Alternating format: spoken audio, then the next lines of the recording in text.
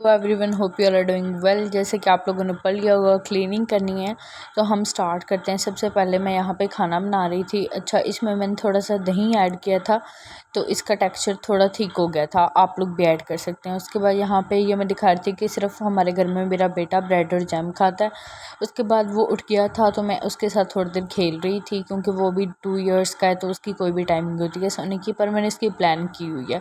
खैर, उसके बाद मैं यहाँ पे आपको मौसम दिखा रही थी, क्योंकि मैंने साहब मशीन लगा ली थी, सर्दियाँ आ गई हैं तो कंफर्टर वगैरह में निकाल लिए थे। कंबल मेरा धुला हुआ था तो ये कंफर्टर था जो थोड़ा लाइट वेट होता है।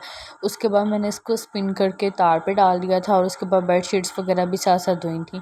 यहाँ पे मैं अपने बेटे के कपड़े सेट कर रही थी, बिकॉज उसकी जो सारे कपड़े थे ना, मतलब कहीं आने जाने वाले, और वो सारे मिक्सअप हुए हुए थे क्योंकि मेरे को टेस्ट थे तो उसकी वजह से मैं थोड़ा ध्यान नहीं कर पाई थी। खैर, मैंने उसके सारे कपड़े सेपरेट करके सेट कर लिए थे और फिर मैंने उसके ना यहाँ पे ये दिखा रही थी 1 बाय 1, मतलब मैं उसको शलवार कमीज़ भी पहनाती हूँ, पैंट शर्ट शॉर्ट्स सब पहनाती हूँ, क्योंकि थोड़ा थोड़ा ट्रेडिशनल भी होना चाहिए बच्चों को। जो शुरू से हम उन्हें सिखाएंगे वही वो आगे करेंगे।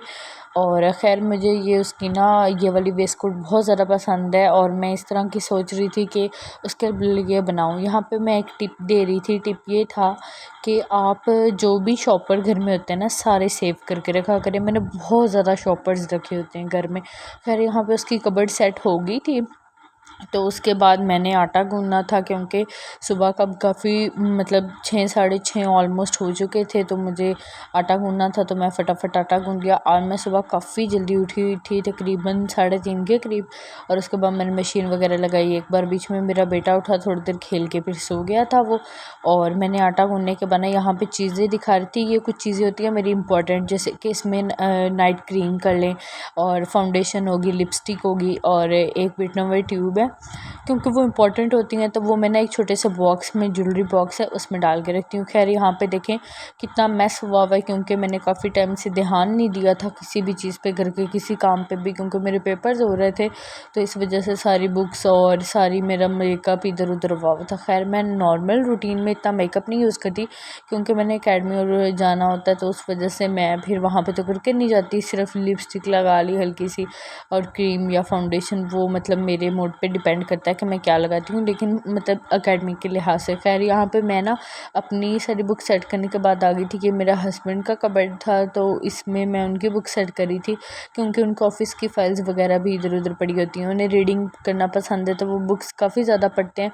यहाँ पे ना मेरे ये जो थे ना स्पाइसेस बॉक्स, ये सारे ख़राब हुए पड़े थे, इतने गंदे हुए हुए थे, तो इसमें मैंने स्पंज पे डिश वॉशर डाल के ना इसको अच्छे तरीके से साफ़ कर लिया था। फिर इसके बाद स्पंज को धो के अब खुश करके ना इसको वो मैं मार रही थी। ये जो ना मैंने स्पंज रखा हुआ था ये इसी के लिए रखा हुआ था, और या फिर वो इसके साथ जो वॉल होती है उसे क्लीन करने के लिए रखा था। तो ये आपको अपने स्पाइसेस के बॉक्सेस को क्लीन करना चाहिए, क्योंकि उनके ऊपर छोटे छोटे ना पार्टिकल्स गिर जाते हैं जो अच्छे नहीं लगते। खैर, ये मेरे सिंक के साथ जो थी ना जगह, यहाँ पे थोड़ी थोड़ी ना मतलब चिकनाई जैसे लग जाती है।